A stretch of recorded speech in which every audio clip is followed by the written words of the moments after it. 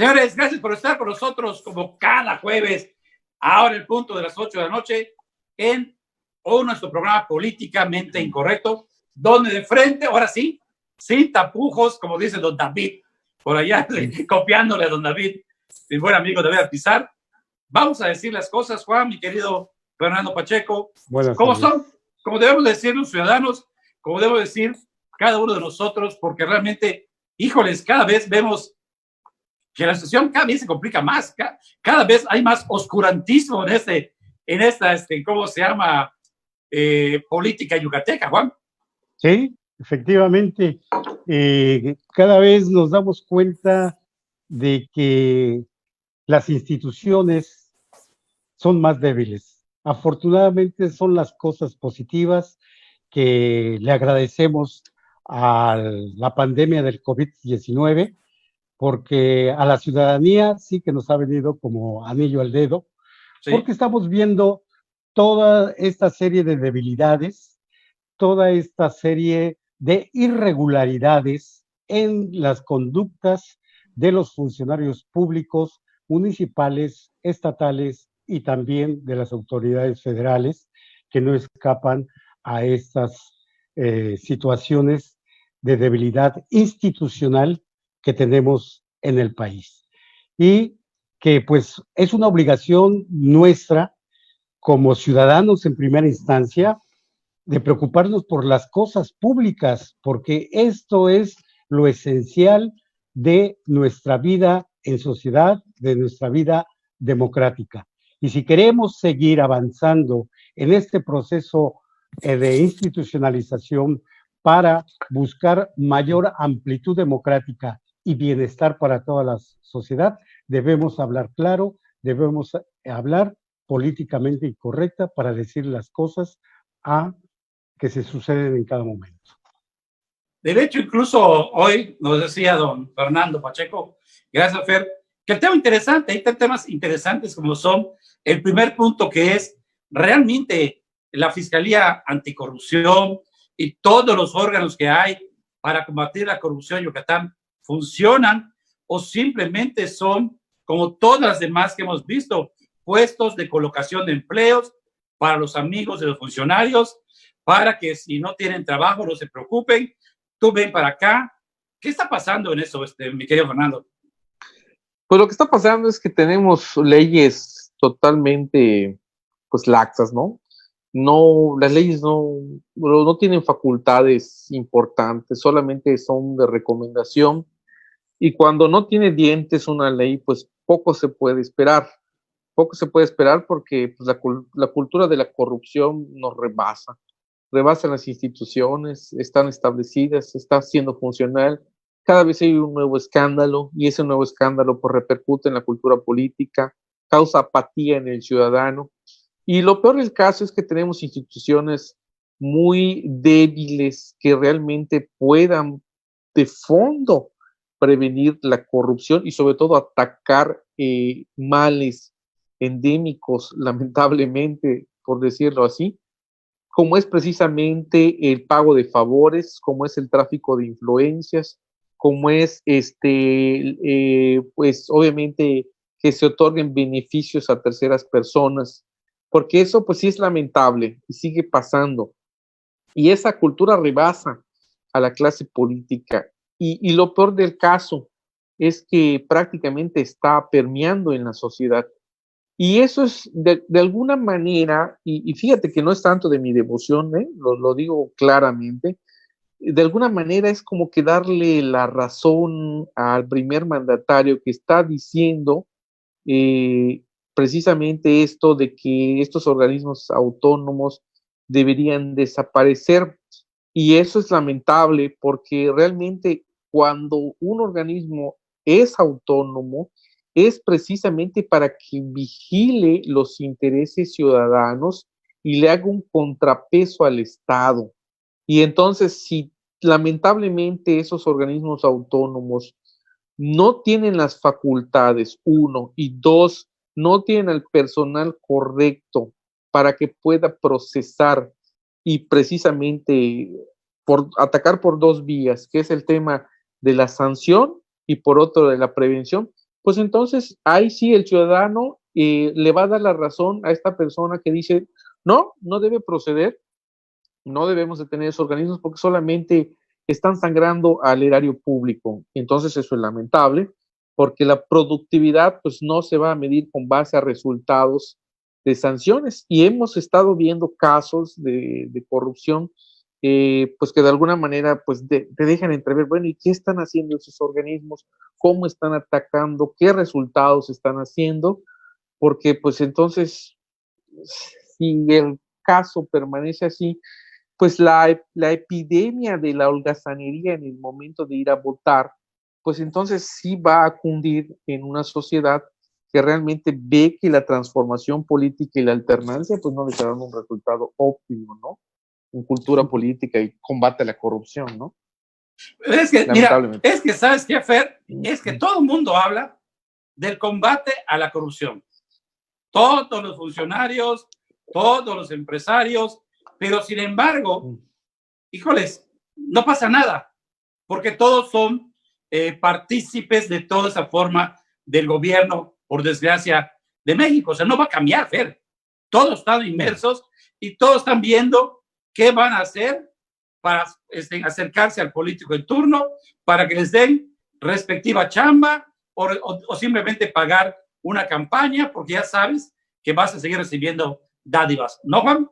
Sí, mira, como está mencionando Fernando en este momento, pues la corrupción es una lacra social que impacta no solamente en la parte de menguar la credibilidad en las instituciones gubernamentales, sino también impacta en los bolsillos de la ciudadanía, porque por lo regular la corrupción siempre va encaminada al mal uso de los dineros públicos o al uso para beneficio personal de determinadas personas, instituciones de la iniciativa privada que están llevando pues el dinero público, ¿no?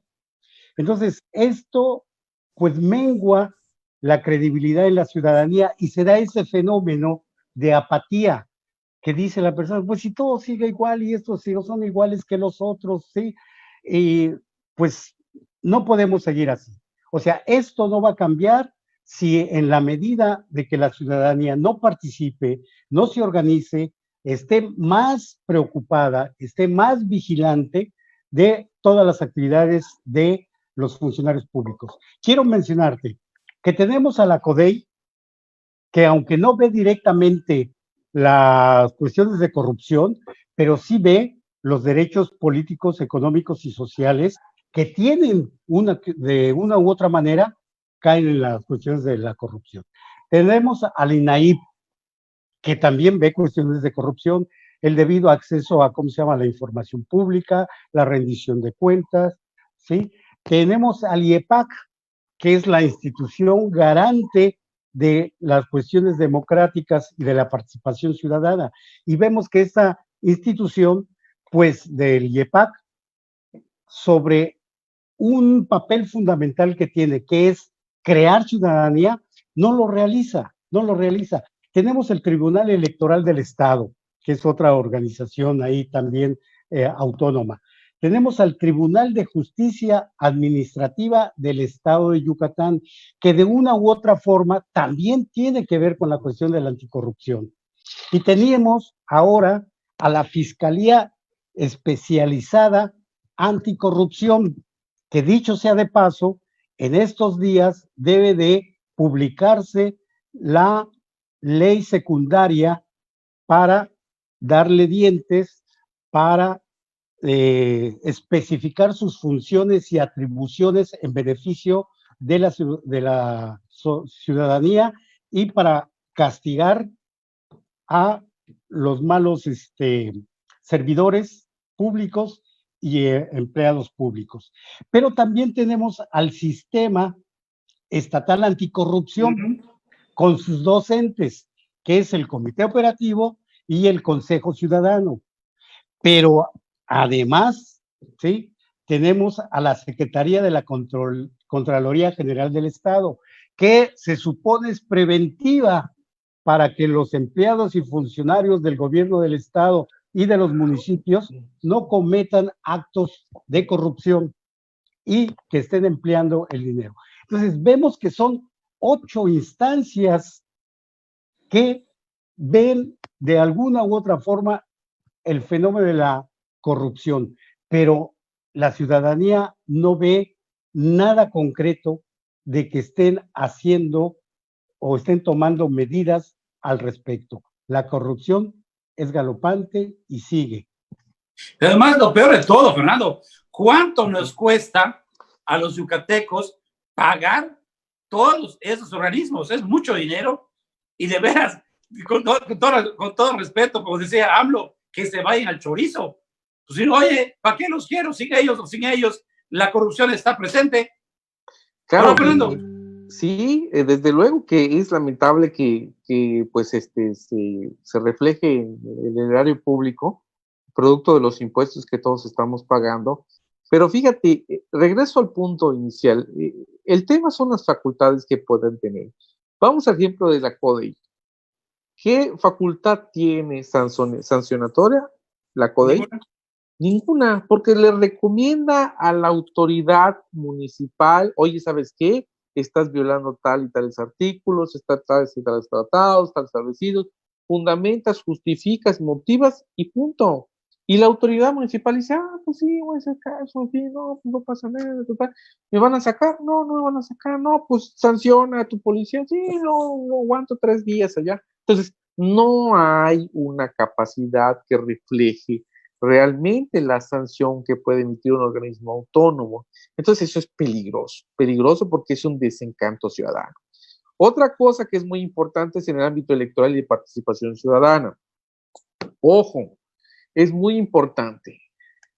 Hay un mal precedente a mi juicio en el cual establezca que un organismo autónomo a iniciativa del titular del Ejecutivo o de alguien proveniente del Ejecutivo, diga, ¿sabes qué? No, es importante que pues en esta situación de contingencia, ¿sabes qué? Pues sacrifícate parte del presupuesto. Si bien es cierto que es una situación difícil, que se tiene que ponderar realmente el presupuesto público, sobre todo ante una situación de contingencia, pero creo que no es el mecanismo. Ahí sí le daría la razón al legislador Cuevas cuando establece que es el Congreso quien la autoriza, porque los organismos autónomos, ¿sí? El presupuesto depende del Congreso del Estado de Yucatán y es el encargado de establecer, más allá de la tesitura política, más allá de la razón principal, más allá de poder contar con menos recursos para un ejercicio que es un proceso electoral, que realmente ya tiene menos facultades los soples y que ahorita van a elegir a próximos consejeros electorales, es peligroso porque sientas un mal precedente. Porque si en este momento le dices, ¿sabes qué? Pues no necesito, puedo donar $1,000,000 por proceso electoral, porque dices que pues también te voy a pichicatear $1,000,000, si no va a ser 1,000,000, va a ser 1,500,000.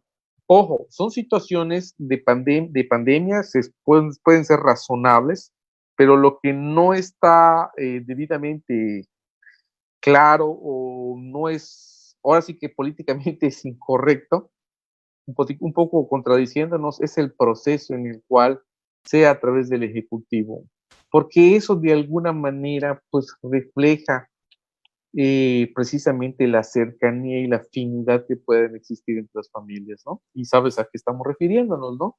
Entre el Ejecutivo y la titular de un organismo autónomo, como es el Oye, Fer, eso entonces le dan elementos pero acá en todo a quienes esto, lo Fernando, critican para eso, ¿no? Pero en todo eso, Fernando, y lo dijiste claro, igual lo ha hecho Juan, esos organismos no tienen dientes. Esos dientes, obligación de quién órgano o de qué poder es otorgarle esos dientes.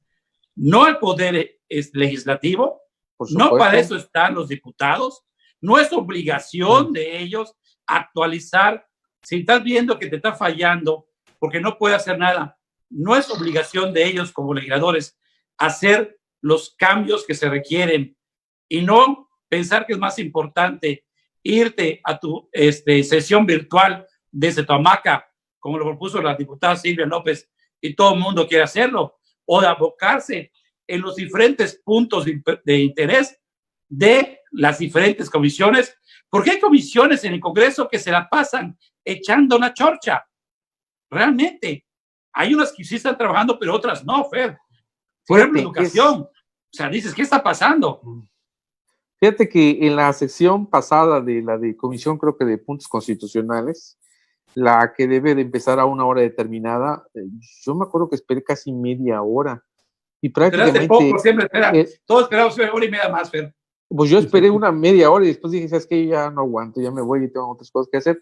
Pero ¿sabes qué es lo peligroso? Que su sistema para conectividad falle. Otra cosa es, en el sistema que habíamos platicado anteriormente, el esquema de parlamento abierto, donde pues hay la funcionalidad, hay el acceso a la información pública, hay una especie, bueno, no es una especie, son micrositios donde uno pues entran a esas pequeñas ventanas y puede dialogar. Me parece interesante, se me hace democrático, pero creo que no basta con eso. Yo creo que voy más allá. ¿Quién entra a los debates?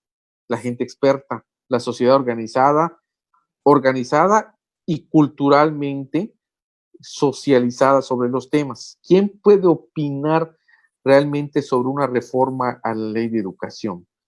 Más allá de adecuarla al esquema institucional nacional, ¿no se te hace un poco ilógico, bastantemente ilógico, que cuando la Ley General de Educación a nivel nacional no señala, no obliga ni recomienda cursos de actualización al personal docente, tú hagas un esquema de actualización al sistema docente? Y lo que es peor, ¿cómo vas a hacer que se actualice un docente, que se capacite cuando no hay un poder sancionatorio? Entonces, lo va a pasar, como respetuosamente suelo decir, como las llamadas a misa. Va a ir el que le interese, el que le convenga. Entonces, yo soy de la idea de que la ley tiene que ser de alguna manera en parte formativa, pero también tiene que ser coercitiva. Son unos principios establecidos en el derecho. Porque si no es así, pues cada quien hace lo que quiera. Entonces, regreso al punto.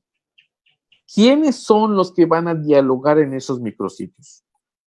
Más allá de pensar que puedan entrar 2, 4 personas, ¿cuál es la propuesta? La idea no es democratizar para que todo el pueblo se entere, o todas las personas que tengan internet y acceso y quieran entrar a ver, se enteren, sino que participen. Yo creo que el esquema de parlamento abierto es ir hacia un estadio más, y el estadio mayor es precisamente el diálogo, el que participe en los foros de consulta. Analiza cuál fue el último libro que publicó el Congreso del Estado, con edición del Congreso del Estado. ¿Cuál fue? A ver, la verdad es que no. Que yo tenga recuerdo, fue un libro que le publicaron al diputado Roger Cicero McKinney cuando era el mini periodo de Federico Granja Ricalde, editado por el Congreso del Estado. ¿Cuándo se ha publicado otro libro editado por el Congreso del Estado? Pero por eso, Fer, la responsabilidad del Congreso, otro ejemplo, como dijimos Juan, son responsabilidad del Congreso o no actualizar y hacer los cambios necesarios para que este órgano anticorrupción funcione como debe ser, o simplemente pues no pasa nada. Mira, efectivamente, la responsabilidad de que estas instituciones autónomas no sirvan para nada a la ciudadanía yucateca es única y exclusivamente responsabilidad de los diputados estatales que en su tiempo han pasado por el Congreso local y no han hecho nada en favor de la ciudadanía. Y se han prestado, sí, a los intereses del Ejecutivo en turno. Como se ha dicho aquí, llegan, se instalan y les empieza el síndrome de los petronilos, ¿sí? Se ponen al servicio del Ejecutivo. Y eso ya no puede ser posible. Eso es, de hoy en adelante, la ciudadanía tiene que comprender y tiene que exigirle a los diputados, al Congreso en pleno, de que asuma su poder independiente, de que realmente sea el contrapeso, la balanza y el fiscalizador de los recursos públicos de los yucatecos, de los dineros públicos. Otra cosa que existe es que se hacen leyes anticorrupción, se instauran organismos públicos, organismos autónomos anticorrupción, pero en ninguna parte de las respectivas leyes anticorrupción se define puntualmente qué es la anticorrupción. No está tipificado que el tráfico de influencia, que el desvío de dinero, que la opacidad, que no informar en tiempo y forma, que darle chamba a los amigos, compadres, hermanos, primos, que todo eso es parte de la corrupción y que también desempeñar un cargo, una función pública sin tener el perfil adecuado para esa función, también es parte de la corrupción.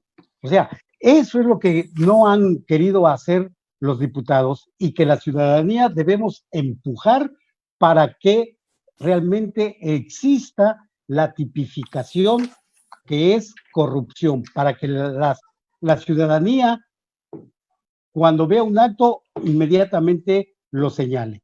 Ahora, aquí hay otro problema también, otra institución que se me escapaba, la Auditoría Superior del Estado, Wow. del Estado de Yucatán. Eso sí, no te preocupes, él está todavía viendo cómo Rolando lava su lanita, no te preocupes, ¿eh? Sí. Allá está Entonces, el can mayor, no te preocupes. Ahí está una institución que le está proveyendo información al Congreso, pero aquí está mal entendido la situación de la autonomía.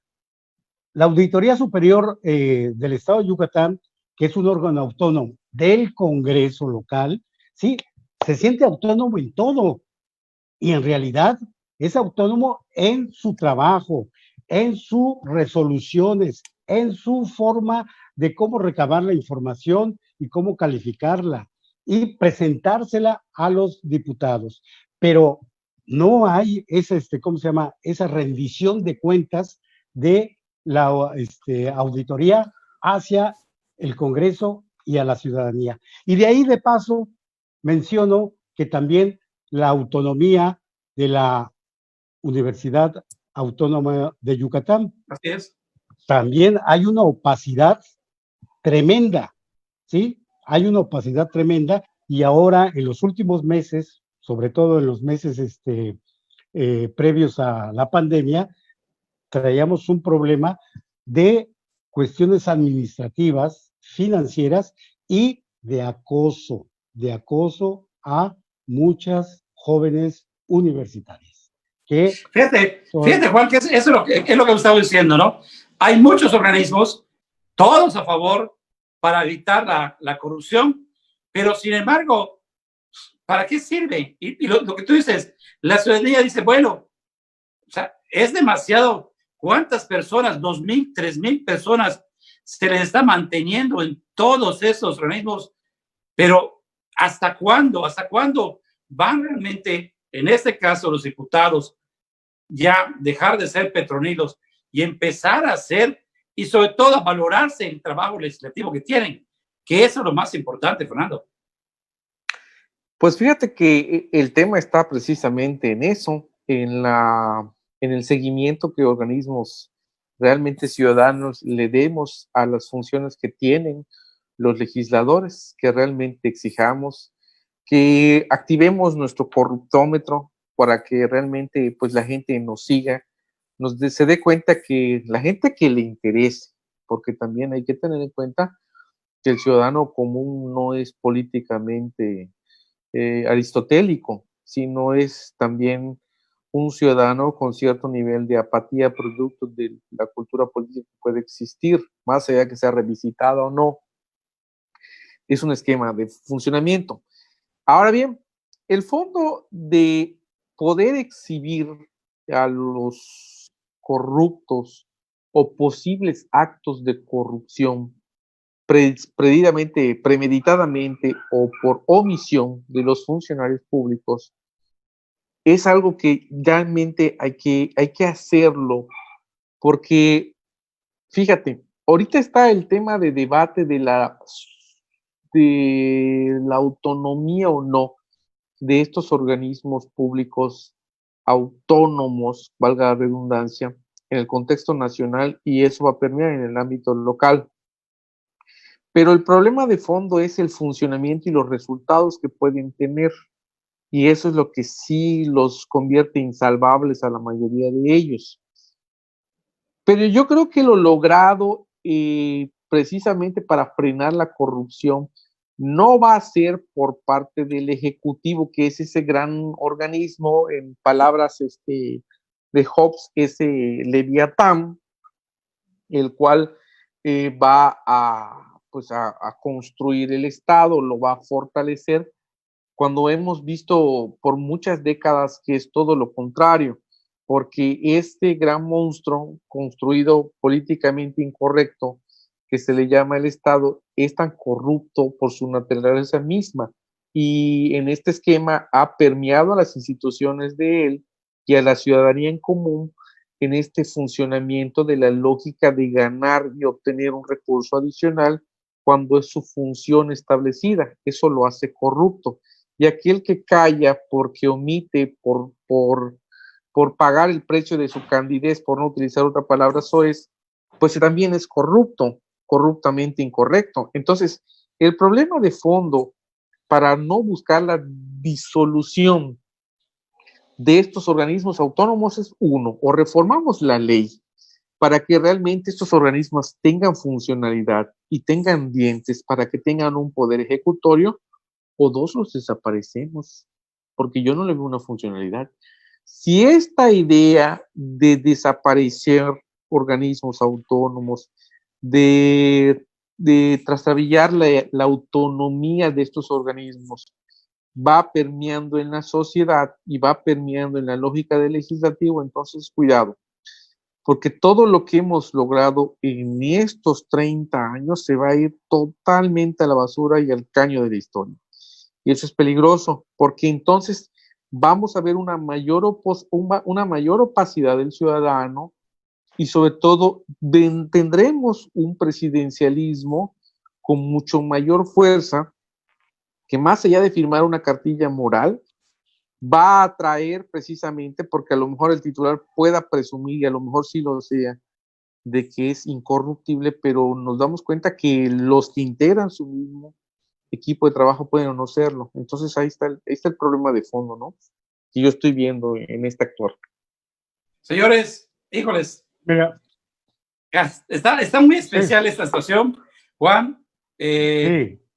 Yucatán realmente, por desgracia, hacia dónde va a ir con estos organismos autónomos anticorrupción, pues yo no veo para dónde, o sea, Sí. y hay que aplicarse, y los ciudadanos tenemos que exigir, los ciudadanos tenemos que ser, porque lo dijo ahorita Fer, yo ejecutivo estoy feliz y estoy contento y estoy tranquilo, ¿para qué los muevo si me sirven a mi beneficio? Pero es aquí la labor de los ciudadanos, de los diferentes organismos, que tenemos que mover esto. Ahora sí que hay que patear, ahora sí, como se dice, shush, porque si no, no va a pasar nada. Juan. Claro, mira, estoy de acuerdo con lo que plantea Fernando, de que pues desafortunadamente estas instituciones, esos órganos autónomos que se supone están ciudadanizados, se supone, no pueden ser desaparecidos de un plumazo. ¿Sí? Ahí viene la cuestión del cambio, o sea, el cambio que tenemos que generar con un nuevo gobierno, con una nueva forma y estilo de gobernar. Yo, en lo particular, no soy o más bien soy de la opinión que en el mejor de los casos, en forma idílica, estos organismos no deberían de, ¿cómo se llama?, de existir. Pero, como bien se dice, el gobierno, el Estado, por su característica, por su naturaleza, tiende a la corrupción. ¿Por qué? Porque la concentración de poder te lleva a eso. Bueno, por eso surgen este tipo de organismos, para hacer contrapesos a los poderes gubernamentales, no solamente del Ejecutivo, del Legislativo y también del Judicial. Entonces, yo creo que sí es la organización de la ciudadanía, los organismos sociales de la sociedad civil, valga la redundancia, quienes tenemos que empujar a este cambio y hacerlos que realmente sean eficientes para las causas de la ciudadanía. De lo contrario, vamos a seguir girando en redondo y en vez de crear un círculo virtuoso, pues nos vamos a quedar en el círculo de la corrupción, ¿sí? De la corrupción. El problema es que ya lo platicamos y se han platicado miles de veces esos temas, pero no vemos como ciudadano, Juan, al menos yo no he visto, porque siempre se platica de eso en diferentes foros y todo, y parece, o sea, a los políticos les vale gorro, simplemente, oye, soy corrupto, pero tengo muy lana, ¿qué me preocupa? Porque o sea, mira, desafortunadamente estamos acostumbrados los mexicanos, y esto es una herencia cultural, de cultura política que nos dejó el prianismo, de que todos teníamos que tener un caudillo, ¿sí?, que nos ayudara a solucionar nuestros problemas. O sea, teníamos el caudillo en el sindicalismo, en la política, en las luchas populares, etcétera.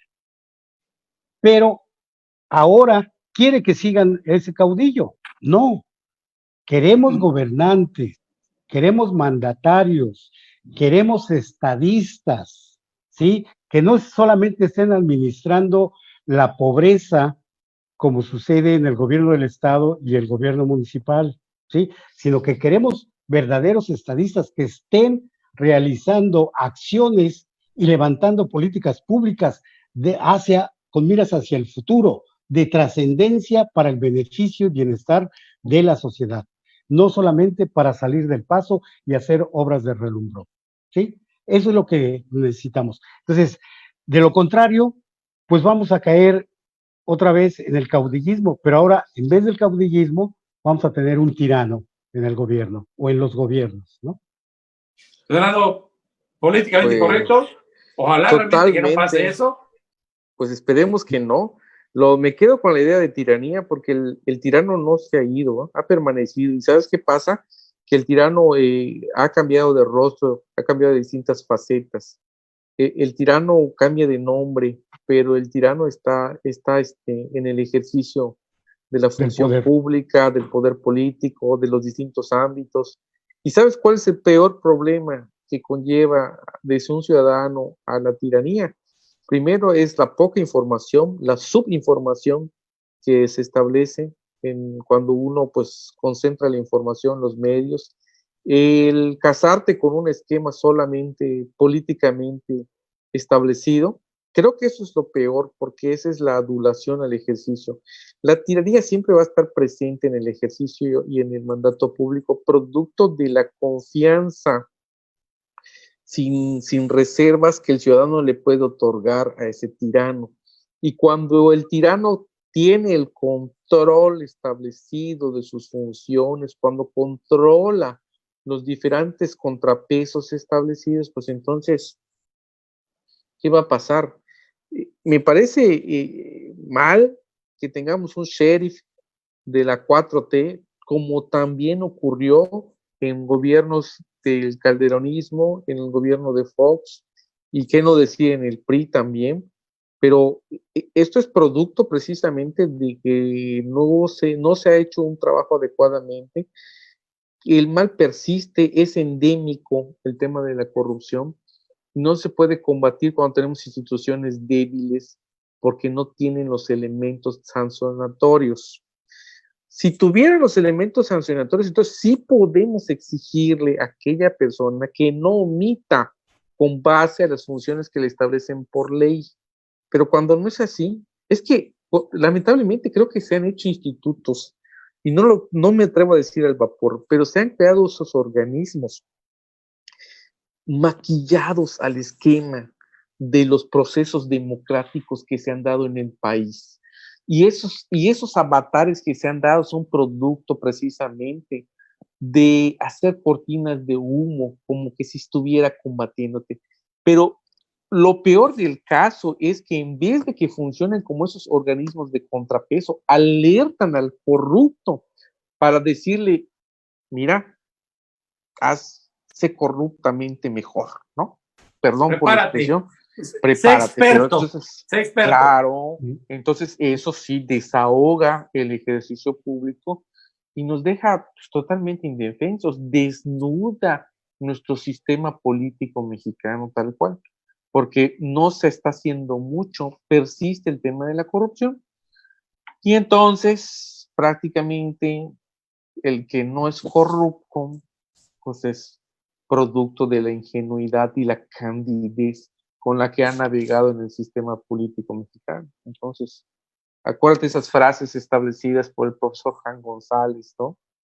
Un político pobre es un pobre político. Entonces, el que no tranza no avanza. El que no tranza no avanza. Y entonces, el que viene desde la época de Porfirio Díaz, ¿no? Haz mejoras y mejoras. Mejoras. ¿No? Señores, políticamente incorrecto. Uh-huh. Gracias. Hasta la próxima semana. Correcto, hasta la próxima semana. Hasta luego. Nos vemos. Uh-huh.